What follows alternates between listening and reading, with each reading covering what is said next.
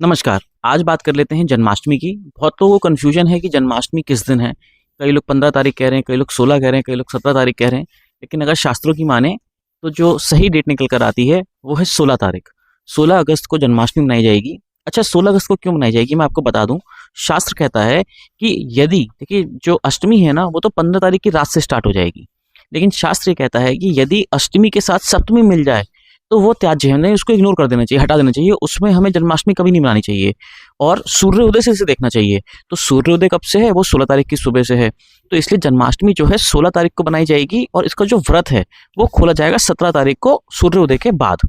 तो इस तरीके से आप लोग जन्माष्टमी मना लीजिएगा, ठीक है ना। और रात को 12 बजे इसका पूजन होगा। रात को 16 तारीख को रात को 12 बजे आप इसका पूजन कर सकते हैं। अच्छा, अब सवाल ये है कि जो जन्माष्टमी है ये इतना खास क्यों है?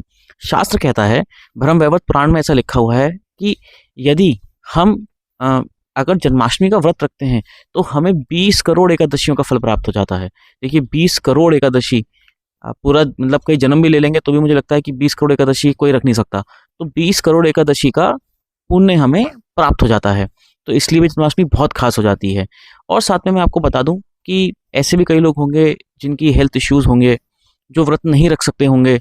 तो मैं आपको बताऊं कि वैसे तो कोशिश कीजिए इस व्रत को रखने का। यदि कोई ऐसा इंसान है जो व्रत रखना चाहता है लेकिन उसके हेल्थ इश्यूज हैं, वो बीमार है, वो व्रत नहीं रख पाता है, तो शास्त्र में इसके बारे में भी भगवान विष्णु ने नारद मुनि को बताया है कि उसे क्या करना चाहिए। 2 टाइम का वो इतना पैसा किसी ब्राह्मण को दान कर दे ताकि वो 2 टाइम का खाना अच्छे से खा सके। उसे मतलब ये महसूस ना हो कि मेरे पास तो पैसा है नहीं, तो मैं खाना कैसे खाऊँ? तो उसको ऐसा महसूस ना हो। तो अच्छे से 2 टाइम का आप जो भी मनी है, आप ब्राह्मण को दान कर दें। और ब्राह्मण को जब दान करें उनको बोलिए मन ही मन में कि हे ब्राह्मण देवता, भगवान विष्णु जैसा बताया है कि मैंने आपको ये दान कर रहा हूँ और या कर रही हूँ, और जो मैं ये दान कर रहा हूँ इससे आप तृप्त हो आइए। मैं व्रत रखने में तो समर्थ नहीं हूँ, लेकिन फिर भी जो भी इस व्रत का पुण्य हो, मैं इसका पुण्य का भाग मुझे भी प्राप्त हो जाए। तो इससे हमें पुण्य प्राप्त हो जाता है। और याद रखिए कि आप कोशिश करिएगा कि इस दिन चावल बिल्कुल ना खाएं। देखिए क्योंकि 20 करोड़ एकादशियों का फल प्राप्त होता है ना, तो इसके नियम बिल्कुल एकादशी जैसे ही हैं। अब एकादशी में क्या खा सकते हैं उसका मैंने लिंक मैं डाल दूंगा। पहले ही मैंने वीडियोस डाले हैं कि क्या खाना होता है ना। कोशिश कीजिए फलाहार पे रहने का।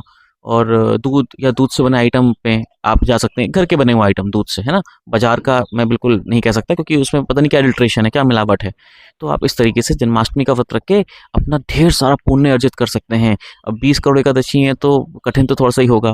देखिए कई लोग बोल देते हैं कि भाई ऑनलाइन ज्ञान देने आ जाते हैं, लेकिन ये ऑनलाइन ज्ञान नहीं है, ये शास्त्रों का ज्ञान है। ये पहले भी ब्रह्मांड में था, लेकिन ये मनुष्य का दुर्भाग्य है कि उस तक वो ज्ञान पहुंच नहीं पाया।